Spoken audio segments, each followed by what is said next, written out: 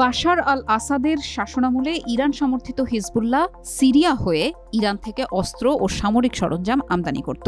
কিন্তু বাশারের পতনের পর সিরিয়া হয়ে অস্ত্রের চালান হাতে পাওয়ার পথ বন্ধ হয়ে গেছে, এমনটি দাবি করেছেন লেবাননের শিয়া সশস্ত্র গোষ্ঠী হিজবুল্লাহর প্রধান শেখ নাইম কাশেম। বার্তা সংস্থা রয়টার্সের তথ্যমতে গত সপ্তাহে বিরোধীদের হাতে প্রেসিডেন্ট বাশার আল আসাদের পতনের পর এই বিষয়ে এটিই তার প্রথম বক্তব্য।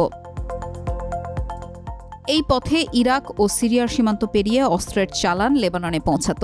কিন্তু ৬ ডিসেম্বর বিদ্রোহীরা ইরাক সীমান্তের দখল নেয় এবং ২ দিন পর রাজধানী দামেস্ক দখল করে নেয়।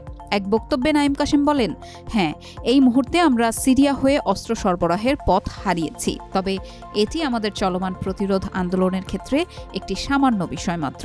তিনি আরও বলেন, নতুন সরকার ক্ষমতায় এলে হয়তো এই পথ আবারও সচল হবে, নইলে আমরা অন্য উপায় খুঁজে নেব। বাশার আল আসাদ সরকারকে সহায়তা করতে ২০১৩ সালে বিদ্রোহীদের বিরুদ্ধে হিজবুল্লাহ গোষ্ঠী সিরিয়ার যুদ্ধে অংশ নেয়। তবে গত সপ্তাহে বিদ্রোহীরা দামেস্কের কাছাকাছি পৌঁছালে হিজবুল্লাহ তাদের যোদ্ধাদের সরিয়ে নেয়। নাইম কাশেম বলেন, সিরিয়ার নতুন সরকার স্থিতিশীল না হওয়া পর্যন্ত আমরা তাদের নিয়ে মন্তব্য করতে পারছি না। তবে আমরা আশা রাখি লেবানন ও সিরিয়ার জনগণ এবং তাদের সরকার সহযোগিতা বজায় রাখবে। তিনি আরও বলেন, আমরা আশা করি নতুন শাসক ইসরায়েলকে শত্রু হিসেবেই বিবেচনা করবে এবং তাদের সঙ্গে সম্পর্ক স্বাভাবিক করবে না। আর এই বিষয়ের ওপর নির্ভর করবে সিরিয়ার সঙ্গে আমাদের সম্পর্কের প্রকৃতি। লেবাননের দক্ষিণ সীমান্তে প্রায় ১ বছর ধরে ইসরায়েলের সঙ্গে হিজবুল্লাহর সংঘাত চলেছে।